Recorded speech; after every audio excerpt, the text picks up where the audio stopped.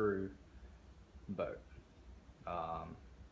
By screws, I mean propellers. It has 6 propellers and 6 engines turning propellers. In this video, I'm going to show you how to walk a boat sideways like you would on your sport fishing yacht when you only have 2 engines, which would be this one and this one. You're furthest out. That's what you would have on a sport fishing boat. And I'm going to show you how to walk it with this boat. First things first, to walk a boat sideways, you have to know your propeller orientation.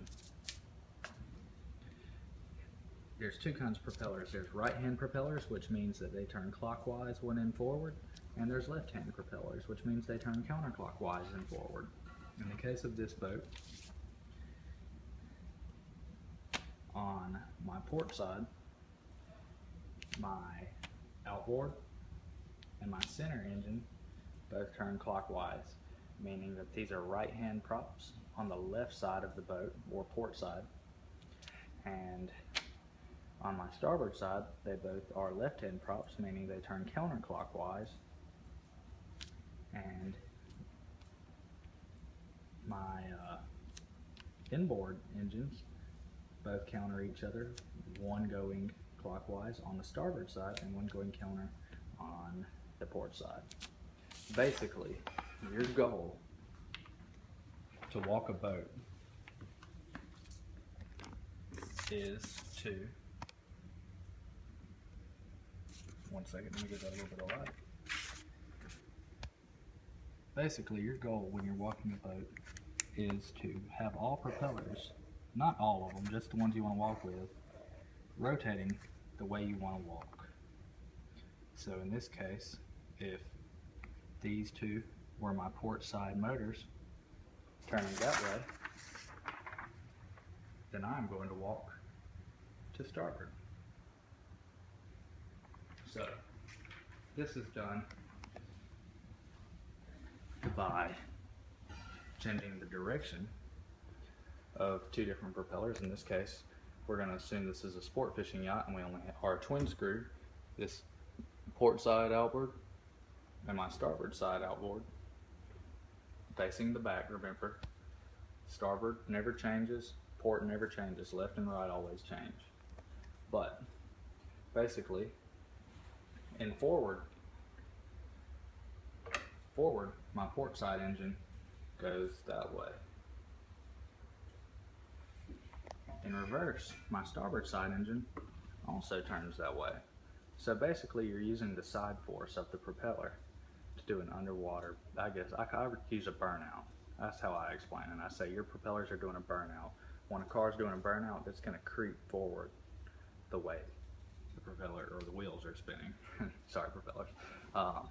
But basically, before you ever even do this, you want to rudder your boat to the opposite direction you want to walk. So basically, I would bring my wheel all the way to port until it stops if I want to walk to starboard.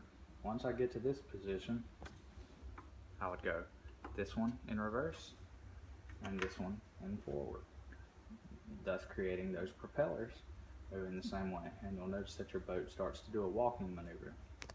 It'll start to go sideways. In some cases, the stern will outrun the bow.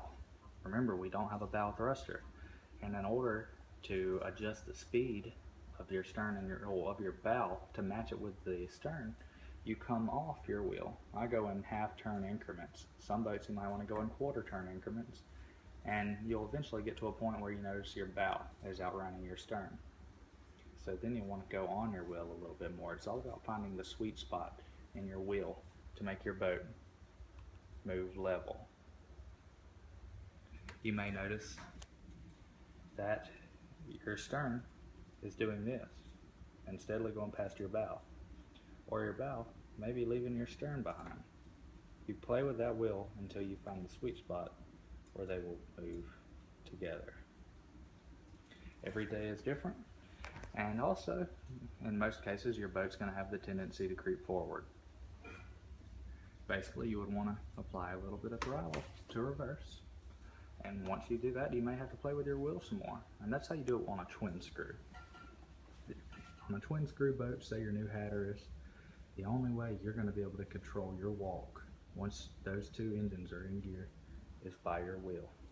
Remember, the wheel always goes, or rudder always goes, to the opposite direction you want to walk, because I want to walk that way. So basically, find the sweet spot in your wheel and apply throttle carefully until you get to the dock. Now this boat is set up, this is what's called a crew boat. It's a very high speed boat for its size.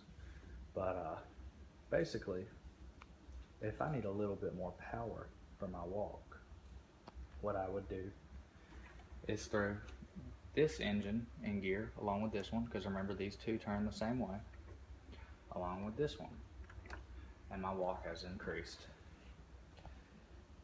This is what would be done only with a 6-screw boat. In a 6-screw boat, basically these inboard engines are gone and replaced with these in a quad screw. So in a quad screw you would have these two in the center and these two on the outside. And basically in a quad screw it works the same way. You can control your walk by your wheel, or if you need a really fast adjustment, these are pivot motors. These are more forward of these engines. They turn opposite direction and they sit deeper in the water, therefore they grip more. So suppose my stern starts to outrun my bow, like that. Instead of coming off my wheel a little bit, I can simply twist in the middle of my walk. And it's really not hard to have a really big cluster of throttles going everywhere in a boat like this. It's always best to use your bare minimum.